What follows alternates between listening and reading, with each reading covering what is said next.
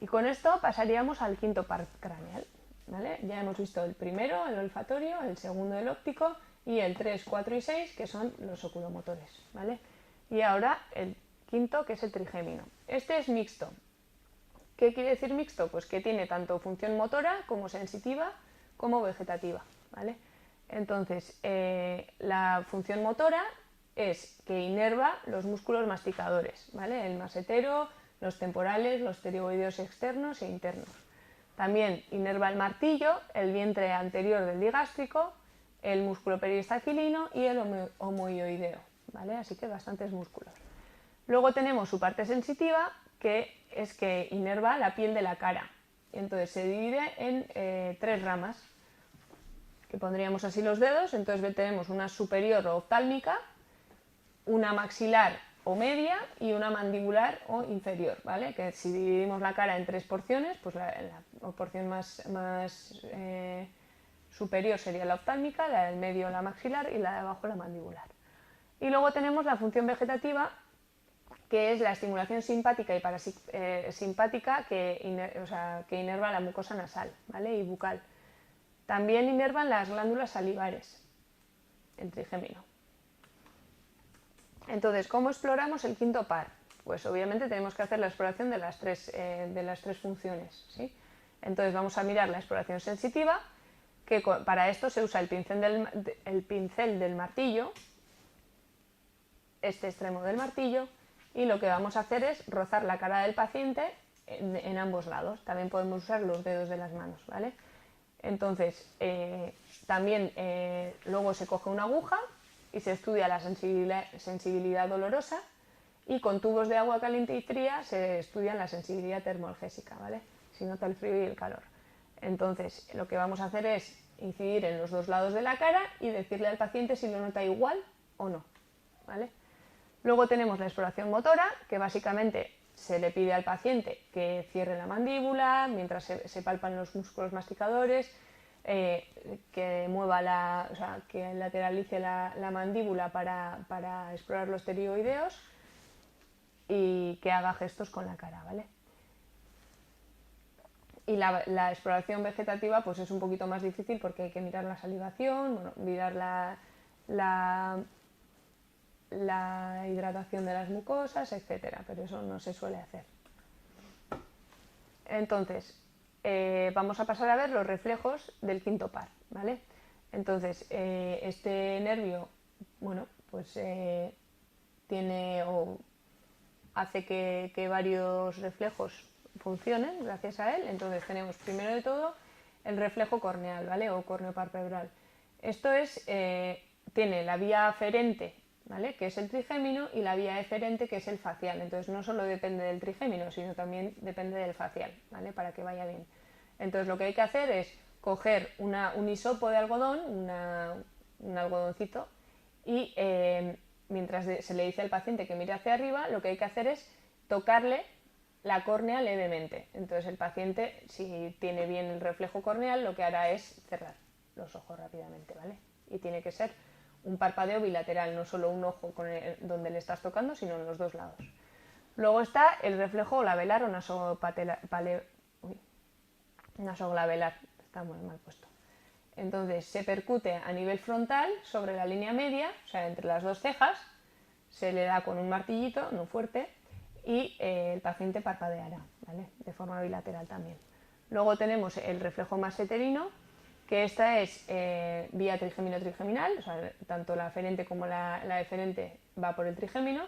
Entonces le pedimos al paciente que entreabra la boca y le daremos con el martillo, o si no poniendo el dedo primero y dándole en el dedo con el martillo sobre el mentón. Entonces esto lo que va a hacer es que cierre la boca, ¿vale? El paciente va a ascender el mentón. Luego tenemos el reflejo superciliar, que se percute en la arcada superciliar, o sea, en medio del ojo, pero arriba, por encima de la ceja, y el paciente debe cerrar ese ojo, ¿vale? El ojo homolateral. Y luego, en las alteraciones del par quinto, vemos que las lesiones del trigémino producen anestesia homolateral a la lesión y compromiso de la masticación, ¿vale? Porque hemos dicho que los músculos de la mandíbula son inervados por el quinto par. Entonces la mandíbula se desvía hacia el lado enfermo, ¿vale? Entonces, como el sexto ya lo hemos visto antes, junto con los oculomotores, ahora pasamos al séptimo par craneal, ¿vale? Esta imagen que os he puesto es bastante importante para entender luego las lesiones del facial, ¿vale? Pasa un poquito como con el nervio óptico, que como va para un lado y para el otro las fibras de cada lado, pues según donde esté la lesión puede dar una imagen distinta, ¿vale? Entonces, este también es mixto, tiene función motora, vegetativa y sensitiva. Entonces, en la función motora lo que hace es inervar los músculos de la mímica facial, cuello y el vientre posterior del digástrico. Antes hemos dicho que el quinto par es el que inerva el vientre anterior del digástrico, pues el séptimo, es el que inerva el vientre posterior, ¿vale? Entonces, la sensibilidad vegetativa lo que hace es que inerva las glándulas salivares, igual que el quinto, la mucosa nasal, la rinofaringe, el paladar y la faringe, ¿vale?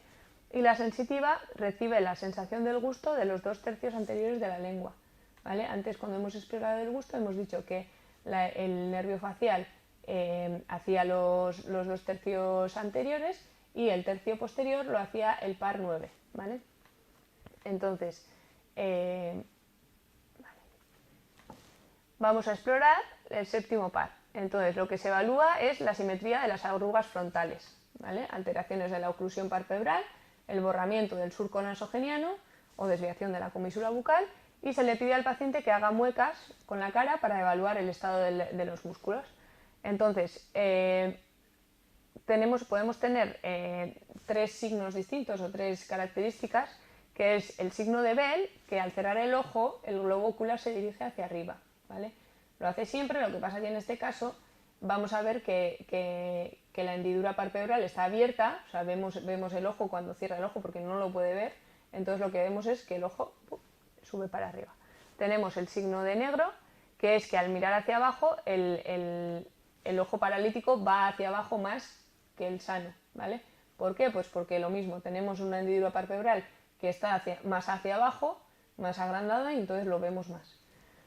Y luego tenemos el espasmo hemifacial, que estos son unas contracciones rápidas de un determinado músculo, como por ejemplo el orbicular de los párpados o la comisura bucal, y hay que descartar una lesión troncal o tumores pontocerebelosos. Esto suele pasar en pares, o sea, en parálisis faciales que no van bien, ¿vale?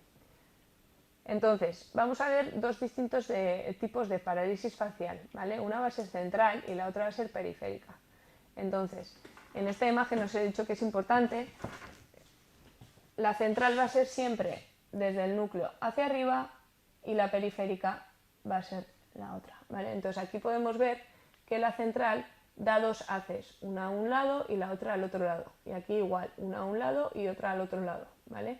Y la periférica, en cambio, sale de ese lado. Entonces, dependiendo de dónde esté la lesión, vamos a tener afectación de toda la hemicara o solo de una parte de la cara, ¿vale? De un cuadrante. Porque aquí luego la periférica tiene 2 ramas. Tiene una rama que va hacia arriba y tiene otra rama que va hacia abajo. Vale, entonces ahora vamos a ver la parálisis facial central, ¿vale? La parálisis facial central se da por la lesión del haz córtico-vulvar. El haz córtico-vulvar es, en esta foto que hemos visto, el que va, ¿vale? de la corteza al bulbo, córtico-vulvar, ¿vale? Entonces, cuando tenemos una lesión en esa zona central, vamos a ver una parálisis facial central, ¿vale? Entonces, en este caso hay una parálisis de la mitad inferior de la cara, con la integridad de la mitad superior, ¿vale? Entonces hay un borramiento del surco nasogeniano homolateral con desviación de la comisura bucal hacia el lado sano. Entonces el paciente, vamos a ver aquí un signo, ¿vale? Que es que el paciente no puede cerrar el ojo enfermo independientemente del ojo sano, ¿vale?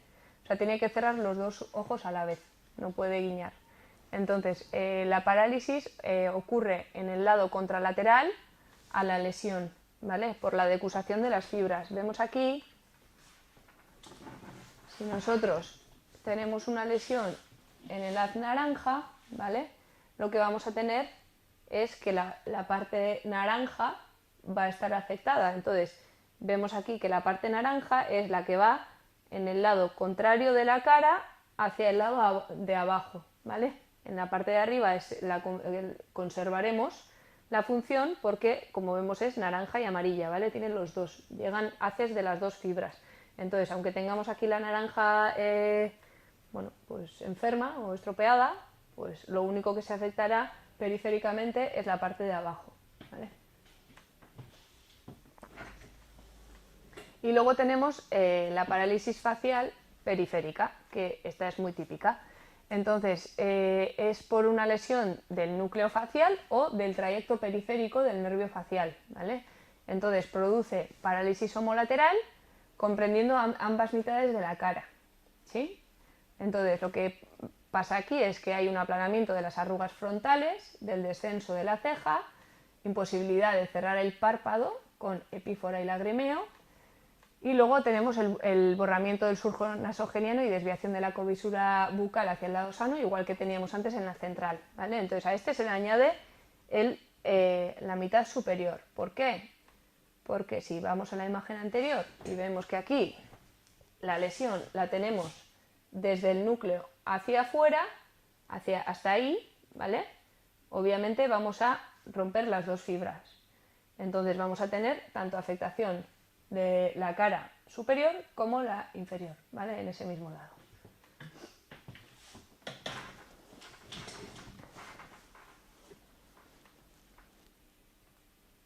Vale.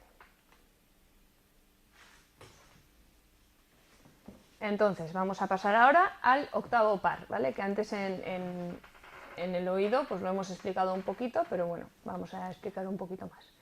Entonces, tenemos el nervio auditivo, que es sensitivo, ¿vale? Entonces cuenta con dos ramas, como hemos dicho antes, una coclear y otra vestibular, ¿vale? Que una se va a dedicar a la audición y la otra al equilibrio. Entonces, la rama coclear recoge información sensorial auditiva captada por el órgano de Corti, que hemos dicho antes, y lo transmite hasta la corteza auditiva, ¿vale? Entonces podemos tener en su defecto una hipoacusia, que es una reducción de la capacidad auditiva, o una anacusia, que es una sordera, ¿vale? Entonces vamos a explorar y para examinar lo que se hace es, se dicen 3 letras o números en voz baja, estando más o menos a 60 centímetros detrás del paciente. Entonces se examina si los oye de los dos oídos a la vez o si oye más de un oído o del otro, ¿vale? Entonces, si se detecta que el paciente no oye bien, lo que hay que hacer es analizarlo un poquito de forma más profunda, ¿vale? Entonces se hacen las pruebas de Weber y de Rine. Entonces para eso vamos a utilizar un diapasón, ¿vale? Entonces la prueba de Rine se coloca un diapasón vibrando sobre la apófisis mastoides, ¿vale? Detrás del oído, hasta que el paciente deja de percibir la vibración. Y entonces lo que se hace es coger el mismo diapasón y se coloca el diapasón delante del conducto auditivo externo. Entonces, en condiciones normales, se debe seguir percibiendo la vibración el doble de tiempo percibido sobre la mastoides. O sea, oímos mejor desde el oído que desde la transmisión ósea, ¿vale? Entonces, eso sería un Rine positivo. Si esto no ocurre, sería un Rine negativo. Y entonces se debe a que tenemos una mejor conducción ósea que una aérea. Eso quiere decir que hay algún fallo en el conducto auditivo externo o en el oído medio, ¿vale? En la parte delantera. Entonces, luego tenemos la prueba de Weber, que lo que hacemos es darle al diapasón y en vez de colocarlo en la mastoides, lo colocamos en el centro de la cabeza, arriba del todo, ¿vale? En el vértex craneal. Y lo que se analiza es la lateralización de la vibración hacia algún lado, ¿vale? El paciente tiene que percibir en los dos lados igual. Si percibe más en uno que en el otro, esto sería en hipoacusias de conducción, la conducción ósea es más efectiva que la aérea, por lo que se lateraliza al oído afectado. Y en cambio en las hipoacusias de percepción ocurre lo contrario, ¿sí? Entonces, básicamente es si el conducto auditivo externo y el tímpano y los huesecitos van mal, vamos a oír mejor por el hueso, ¿sí? Entonces, si el Weber, tú le dices oigo mejor desde el oído derecho, quiere decir que la conducción ósea en ese caso es mejor, por lo tanto la transmisiva, o sea, los huesecillos o hay algo que no está funcionando, ¿vale? O la membrana timpánica. Y en cambio, si se lateraliza hacia el oído sano, o sea, hacia el otro lado, quiere decir que en el oído enfermo tienes mal la conducción ósea. Y luego está la prueba de Sauvage, que es colocar el diapasón vibrando sobre la apófisis mastoides y hay que medir la duración de la percepción. Si dura más de 20 segundos, se dice que la prueba está alargada en hipoacusia de conducción y acortada en hipoacusia de percepción, ¿vale? Entonces lo normal sería 20 segundos, si dura más sería una cosa y si dura menos sería la otra.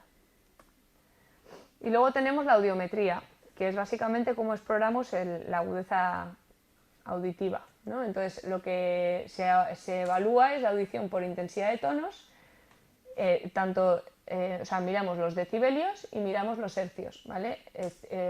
Ponemos una onda a unos decibelios y a unos hercios y medimos si el paciente los escucha bien o no. Y lo ponemos en una planilla tal y como está aquí puesto. Entonces, ahora vamos a hablar de la rama vestibular, ¿vale? Entonces, esta lo que recoge es la información de los tres conductos semicirculares, el utrículo y el sáculo, ¿vale? Que es producida por el desplazamiento, como hemos dicho, de la endolinfa durante los cambios de posición de la cabeza, ¿vale? Entonces, tenemos en las patologías, tenemos o vértigo o mareo, ¿vale? El vértigo es una sensación de giro o alucinación de movimiento, ¿vale? Los pacientes te dicen, parece que las cosas giran. Entonces, hay un vértigo objetivo o un vértigo subjetivo. El objetivo es que el paciente ve que los objetos giran alrededor de él. Él está estático y los objetos giran. Y el subjetivo es al revés. Es que las cosas están quietas, pero yo percibo mi movimiento, ¿vale? Como si me estuviera moviendo yo. Y luego está el mareo, que es bastante indefinido y poco preciso. Es una sensación como no placentera o displacentera, como de desequilibrio, tanto postural como en la marcha, ¿vale? Pero no es un vértigo. Entonces, vamos a ver los reflejos que tiene el octavo par.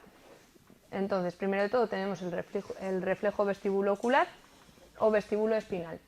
Entonces, mantienen la postura del cuerpo con respecto al ambiente. Entonces, para evaluarlo se realiza la prueba de los índices, se solicita al paciente que con los brazos e índices extendidos hacia adelante toque la punta de los índices del examinador. Entonces, los dedos se desvían hacia el lado afectado en caso de patología vestibular o cerebelosa. O sea, lo que se hace es poner al paciente delante tuyo con los brazos extendidos y los índices delante. Y entonces tú pones tus índices al lado y le dices que mantenga esa posición durante un rato con los ojos cerrados. Si el paciente mueve hacia un lado o hacia el otro, será patológico. Si se queda quieto, será normal. Entonces, luego tenemos el signo de Romberg laberíntico, que es que se le pide al paciente que permanezca de pie en posición firme con los ojos cerrados. Entonces, es positivo cuando el paciente se inclina hacia un lado, cuando se va a caer hacia un lado, y también puede ser positivo en lesiones cerebelosas, pero en este caso se daría también con los ojos abiertos, ¿vale? Entonces, luego tenemos la marcha en estrella de Babinski-Weil, que el paciente camina en zigzag y al cerrar los ojos forma una estrella en el suelo, ¿vale? Que suele ser común en las lesiones vestibulares o cerebelosas, que ya hemos hablado de ella en la marcha. Y luego tenemos la prueba de Utenberger, que es que el paciente se pone de pie con los ojos cerrados y se le pide que camine o que marque el paso como si fuera, no sé, pues alguien del ejército, pero sin moverse del sitio, ¿vale? Que haga como que camine, pero en el mismo sitio con los ojos cerrados. Entonces el paciente empieza a caminar o empieza a hacer la marcha y sin querer, si tiene alguna patología vestibular, se va a desviar hacia izquierda o hacia derecha, normalmente hacia el lado afectado, ¿vale? Y además se gira del todo, o sea, se gira, da 90 grados y aparece mirándote hacia el otro lado. Y se suele quedar bastante... Entonces, después del par 8 vamos a ver el noveno par, ¿vale? Que es el nervio glosofaríngeo, que este también es mixto. Entonces, tiene fibras aferentes y eferentes y está muy relacionado al neumogástrico. Entonces, este recoge la sensibilidad de la piel del área retroauricular, detrás de la oreja, recibe sensaciones del gusto que ya hemos dicho del tercio posterior de la lengua, ¿vale? Los dos tercios anteriores eran el facial y el tercio posterior el glosofaríngeo. Luego inerva con fibras vegetativas la glándula parótida y da motilidad al músculo estilofaríngeo y al constructor superior de la faringe, ¿vale? Entonces aquí vemos su recorrido en la imagen y veis a dónde manda sus ramas, ¿vale?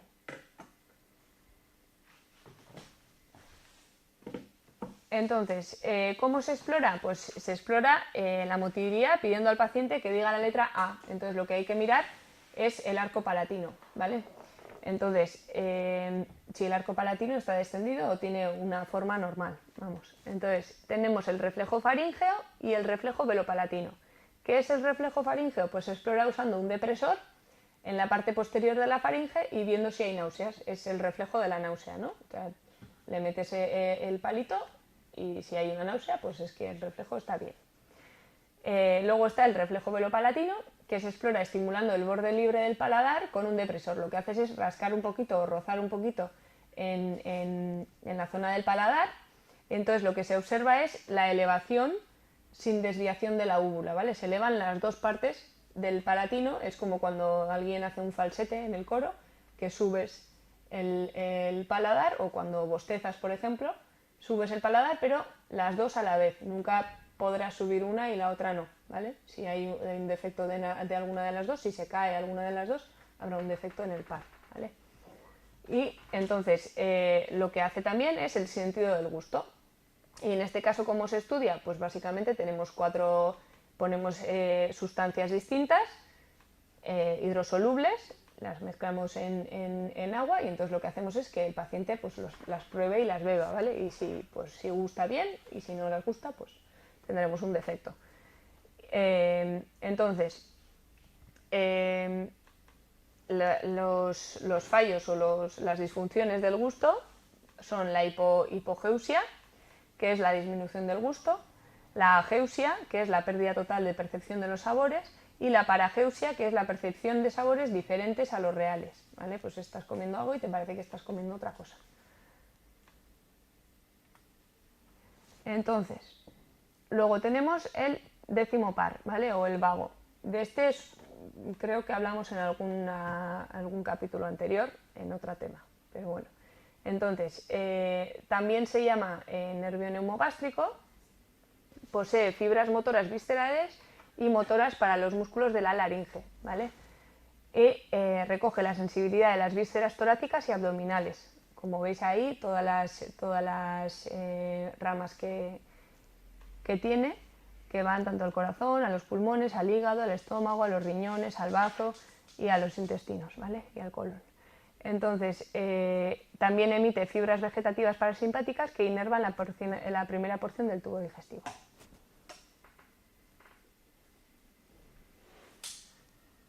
Entonces, ¿cómo vamos a explorarlo? Pues primero vamos a hacer un examen motor, que vamos a mirar el velo del paladar y la úvula, ¿vale? Porque hemos dicho que manda fibras a los músculos de la laringe. Entonces, se le ordena al paciente que con la boca abierta diga A. Entonces, normalmente se eleva el velo en toda su extensión y la úvula se mantiene en el centro.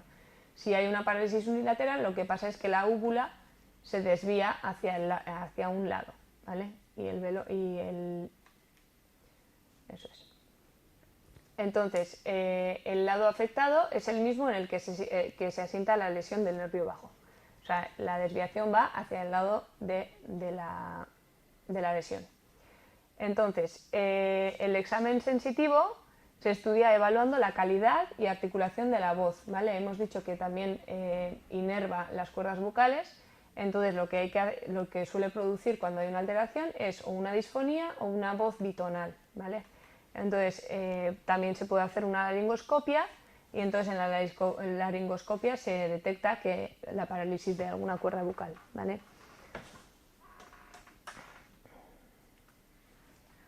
Entonces, ahora vamos a ver el 11º par, o par número 11, que es el nervio espinal, ¿vale? Este es simplemente motor y va a inervar los músculos del cuello. Entonces, es un accesorio del vago, es únicamente motor, como hemos dicho, y tiene dos ramas, una interna o craneal, que se integra al vago, y luego una externa o espinal, que inerva los músculos esternocleidomastoideos y el trapecio, ¿vale? Entonces, ¿cómo lo exploramos? Pues lo que hacemos es decirle al paciente que gire la cabeza hacia un lado y hacia el otro contra resistencia y que nos haga fuerza contra nuestra mano poniéndola en la mejilla hacia un lado y hacia el otro, ¿vale? Entonces, por último tenemos el 12º par, o el par número 12, que es el nervio hipogloso mayor.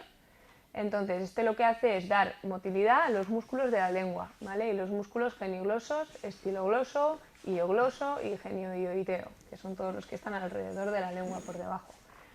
Entonces, se estudia analizando la existencia de atrofia muscular en la lengua en reposo, vemos si la lengua tiene el volumen que tiene que tener o es más pequeño o lo que sea, y se le pide al paciente que saque la lengua y que la mueva horizontal y verticalmente, ¿vale? Si hay lesión de un lado de la lengua, al sacar la lengua se desviará al lado afectado, ¿vale? La lengua es como si fueran dos músculos que hacen fuerza hacia el centro, entonces si nosotros quitamos la fuerza de uno, la lengua se va a desviar hacia el lado en el que está enfermo, ¿vale? Entonces le decimos al paciente eso, que saque la lengua, que la mueva para un lado, para el otro y arriba y abajo. Y así podemos explorarlo. Y por último, vamos a ver la motilidad, ¿vale? Entonces, ¿qué es la motilidad? Pues es el movimiento es una actividad muscular regida por el sistema nervioso central, ¿vale? Entonces puede ser de dos tipos, puede ser una motilidad estática o puede ser una motilidad cinética. ¿Qué es una motilidad estática? Pues es aquella que mantiene el segmento, o sea, un segmento o todo el cuerpo en una actitud cuando no hay movimiento, ¿no? Es básicamente el tono muscular. Nosotros cuando estamos de pie o sentados de alguna forma, en alguna postura, manteniendo esa postura, la que está trabajando es la motilidad estática. Y luego tenemos la motilidad cinética, que determina por medio de una o varias contracciones musculares el desplazamiento de un segmento o miembro o todo el cuerpo hacia otro sitio, ¿vale? Entonces, dentro de la motilidad cinética también la vamos a dividir en dos categorías. Está la motilidad activa voluntaria y la motilidad involuntaria, ¿vale? La activa voluntaria será la que se ejecuta de forma voluntaria, ¿no? Entonces se inicia en las células de la corteza cerebral y se transmite hasta la neurona del asta anterior de la médula o hasta los núcleos motores de los pares craneales, según si es cara, cuello o tronco o cuerpo, y a lo largo del tronco encefálico. Entonces, el encargado de efectuarlos es el sistema piramidal o voluntario, ¿vale? En cambio, la motilidad involuntaria es la que se realiza independientemente de la voluntad del sujeto. Entonces, en ella existen varias jerarquías de movimientos, por ejemplo, los movimientos reflejos, los movimientos automatizados como tics y otras. Entonces, vamos a explorando la motilidad activa voluntaria. Se suele explorar pidiéndole al sujeto que realice con todas y cada una de las partes de su cuerpo todos los movimientos que correspondan a cada articulación, ¿vale? Entonces se observa, mientras el individuo realiza dichos movimientos, que los movimientos estén bien ejecutados y sean más o menos simétricos, ¿vale? Entonces se completa esta exploración con la determinación de la fuerza muscular segmentaria, y para eso tenemos diversas maniobras, ¿sí? Entonces, por ejemplo, podemos decirle al paciente que nos agarre fuerte desde los dedos índices de las manos y nos apriete. O le podemos decir que haga fuerza contra resistencia. Nosotros le ejercemos una resistencia y vamos valorando cada músculo a ver qué fuerza tiene, ¿vale? Siempre hay que hacerlo en los dos lados a la vez, por igual y comparando, ¿vale? Entonces, aparte de eso, existen maniobras que permiten estudiar la fuerza muscular segmentaria con un criterio objetivo, ¿vale? Y no subjetivo como el anterior, porque un paciente te puede hacer fuerza, pero bueno, pues tú más o menos puedes saber si es igual o no, pero tampoco puedes calcular la fuerza que te está haciendo. Entonces lo que solemos hacer son la maniobra de Barré y Mingazzini. Entonces la maniobra de Barré, el sujeto está en decúbito prono y con las piernas formando un ángulo recto con el muslo. Entonces se le dice que mantenga esa posición. Si hay alguna parálisis o alguna pérdida de fuerza, no podrá mantener esa posición y poco a poco una de las extremidades o las dos irán cayendo, ¿vale? Y luego está la maniobra de Mingazzini, que se explora con el sujeto en decúbito supino y se le ordena flexionar los muslos en un ángulo de 90, igual, con relación al tronco y ambas piernas sin que se toquen las rodillas, ¿vale? Las piernas separadas. Y entonces se le dice lo mismo, pues que aguante esa posición durante un tiempo. Si no tiene fuerza en las extremidades o en el abdomen o en el psoas, pues poco a poco irá cayendo esa pierna.